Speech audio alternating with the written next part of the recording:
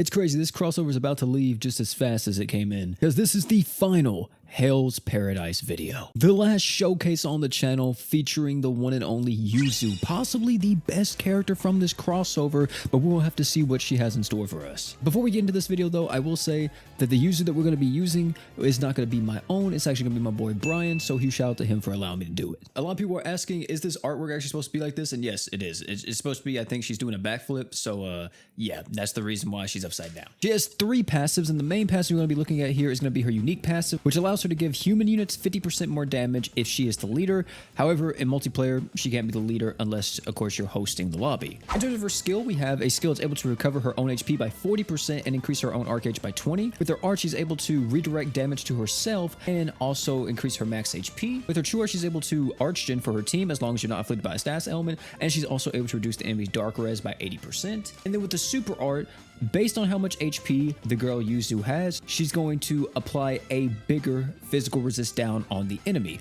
So if you have max HP, you will be expecting a massive 200% physical res down from a singular usage of the super art. In terms of the equip slots, we have a 5-star physical, 5-star support, and a 4-star magic. If you take her all the way up to LB7, I think she actually obtains another support slot, but you know, I'll put it up on screen just to make sure. In terms of best in slot here for the 5-star physical, if you're going with the nuking, you know, anything that's going to be buffing up your team's damage, reducing the enemy's physical res, or whatever else would be very good in this situation. If you're not nuking, you can of course go with more arch-gen items, as they're never a bad option. For the 5-star support, same kind of mojo here. If you're going for nuking, you're going to want a lot of burst arch-gen items like Type 0, but if you're going for more sustain, you're going to be wanting to use stuff like Silent Treasure or Malim's Clothes. For the 4-star magic, really just whatever's going to be buffing up your damage and making your hit harder will be great here, or just whatever else you want to use. In terms of the crest slots on this character, art gauge up is very good in nuking, and not only just in nuking but also just in sustain, because she's able to get into her true art faster, so she can start arch-genning for everybody. The second crest though that I would go for would either be equipment CT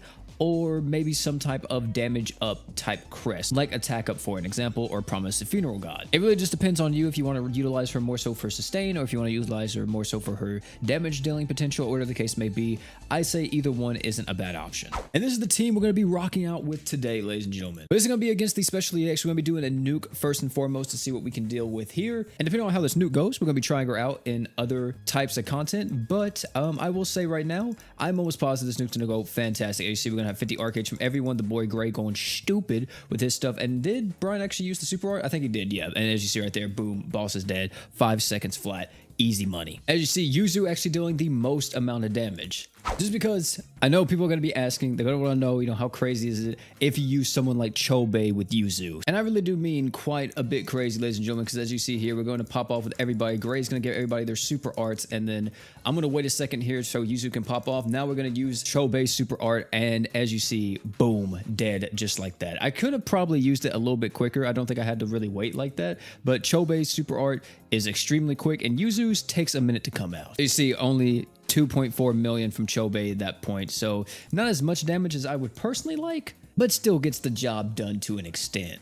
But you know what, let's see if we can get like a little bit of a better showcase. This is going to be against the Special EX Hyper, and I'm curious to see like if this stage will have more HP or not. I'm kind of hoping, but I don't know if there's actually a threshold cutoff here or not, or if it all just is the same. I guess we're about to find out though, and we are killing him. Is he dead? I can't tell if he's dead or not. I don't know if we're dead or he's dead. Or who's dead? No one's dead. Okay, there we go. 9 seconds on that. And to be honest, I'm pretty sure that some of Chob's hits actually missed. We see the damage. 3.3 million from Chob like it's nothing. All right, and then here we go in more of a sustained comp. As you see, we got the War God Finn, the Yuzu, the Haruto, and the boy Shiro. I really do hope that one day we get like a co-op Summoner's Road or something like that, so we can really like use these guys and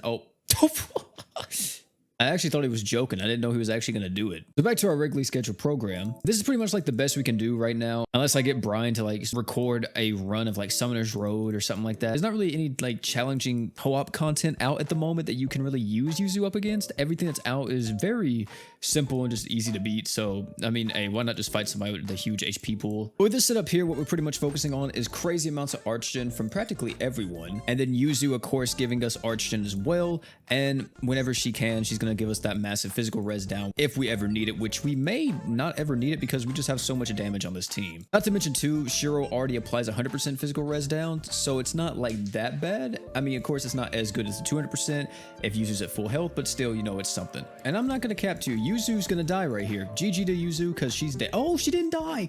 Dude, Shiro's freaking damage mitigation is crazy. I thought she was dead because I saw the targeting on her and I thought she was, oh yeah, okay. Now she's dead for real. Oh my God. Dude, she just gets popped instantly. She pops her freaking art. But yeah, I mean, support wise, she's doing support character things, which is the best part about it. If you don't focus on her regular art, her normal art, and you just focus on the true art and the super art, she is a fantastic character. The biggest issue with Yuzu is just the art. The art is terrible for a unit like this. But when it comes to the rest of her kit, fantastic. In terms of nuking, in terms of sustaining, all of it, huge thumbs up. And she's just a great support character.